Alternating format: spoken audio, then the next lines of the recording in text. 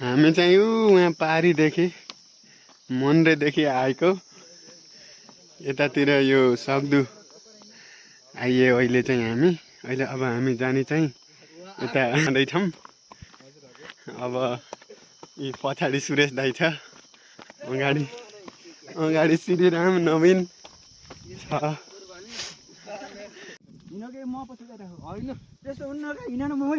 ल ल छिटो ल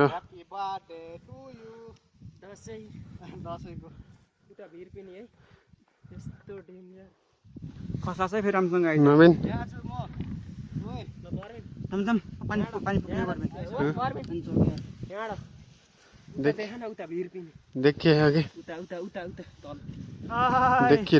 के त गाइज यो श्रीरामलाई देखाउन हुँदैन यो कुरो भनेर डरायो।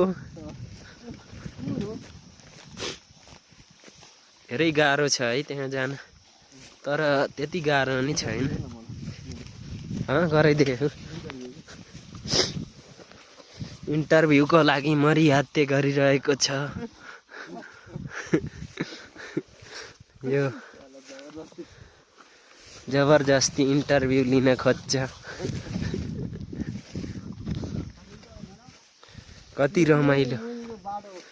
यता यता निकित यता। ल श्रीराम ला यसो छोप्न म जान्छु अब। लान यो चाहिँ सुरेश भन्ने बेटा हो। यो पानीवाला यसो हाई भन्दैन पानीवाला परबिन। यो चाहिँ अघि नै भिडियो गरेको मान्छे यो अगाडि भिडियो गर्न खिच्न भनेको मान्छे चाहिँ त्यो हो। हामी बाटैबाट जाँदैछौँ। बाटो अप्ठ्यारो छ तैपनि एकदम सुरक्षित तरिकाले जाने प्रयत्न गर्नेछौँ हामी। त्यता प्रयत्न गरिदिन्छु म।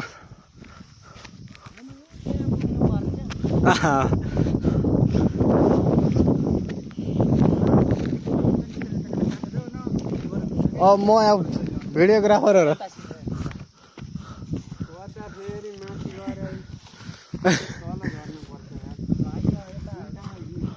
माथि गएर तल झरेर फेरि माथि जाने हो कि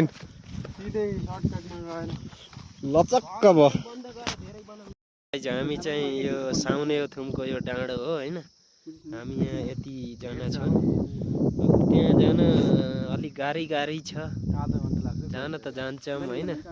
यो चाहिने अन्नु पर्यो हाम्रो ठ्याक्कै पारी यसरी देख्न सक्नुहुन्छ हाम्रो गाउँ होइन। यो चाहिँ हाम्रो यता यो मुलाबारी हो होइन। यताबाट हामी यो त्यो सीतापुर भयो, त्यो सायद सेङ्लेङ हुनसक्छ, त्यति थाहा छैन। खाँची अथवा के हो। यस्तो रमाइलो छ हेर्नु। ल मलाई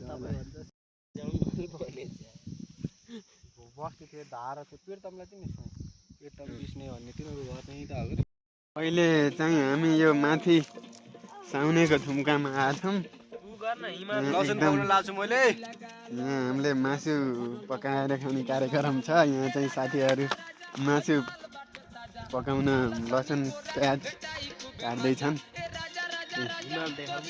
हेर्नु त पारी यता हाम्रो हिमाल पनि देखिन्छ पारीतिर।